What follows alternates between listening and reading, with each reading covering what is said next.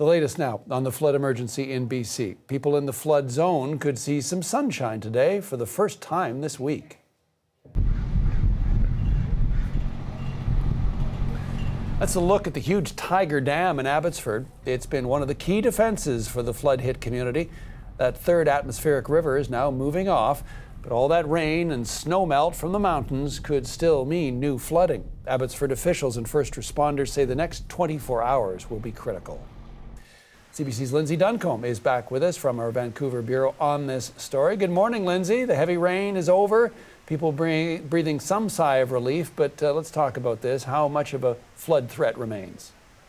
Well, the threat really is all about the rivers right now, John, because of record temperatures. We've been talking about record rain, but we maybe haven't paid as much attention to just how warm it's been, particularly in the mountains. One example of temperature in the Okanagan, in Penticton yesterday, December 1st, it was 22.1 degrees Celsius. So with temperatures that are that warm, it means that there is going to be runoff from the mountains that will go into the rivers. And that is what have people who live along those lakes and rivers really quite concerned, including people in the Hatzic area. Here's what one of them told our Belle Puri as she was there getting a tour of the area.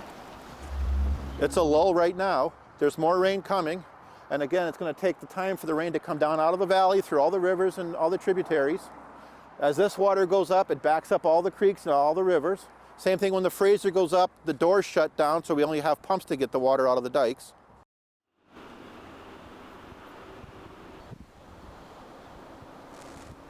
That area around Hatzic has already been hit very hard. When Belle was there, she saw that there is an RV park that was flooded out yesterday, and still quite a bit of concern and also quite a bit of disruption to people's lives here in British Columbia. Those highways remain closed, cutting off the lower mainland from critical supplies and really making it tough for the economy to go forward as many expect and want it to.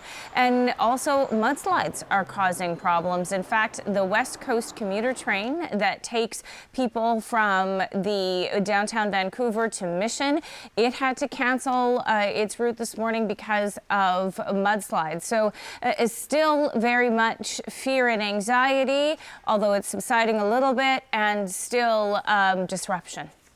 Let's talk about the latest, Lindsay, on the recovery and cleanup efforts. Well, there are a few things to watch for today. We've talked a lot about that Tiger Dam, and it's on Highway 1. The mayor of Abbotsford said he's leaving it up to the experts to determine when it will come down.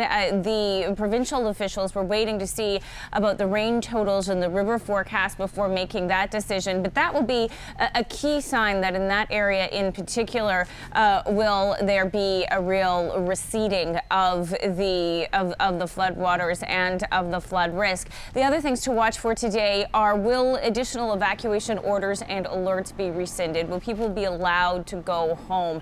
And we'll be watching for that at the various briefings. When it comes to those reopenings and the infrastructure, here's what the mayor of Abbotsford had to say. It is critically important that we protect our infrastructure because it damage to our economy overall, not just in this province, but across our country, is enormous. I have no idea how much. People, I'm sure, that are way smarter than I am are figuring this out. But we need those transportation corridors opened up. And he made another point about infrastructure, John. He said it's not just about looking at what's been damaged and fixing it, but it is about really looking at that damage and upgrading it to protect vulnerable communities in the future. Thanks for this, Lindsay. Lindsay Duncombe, live in Vancouver.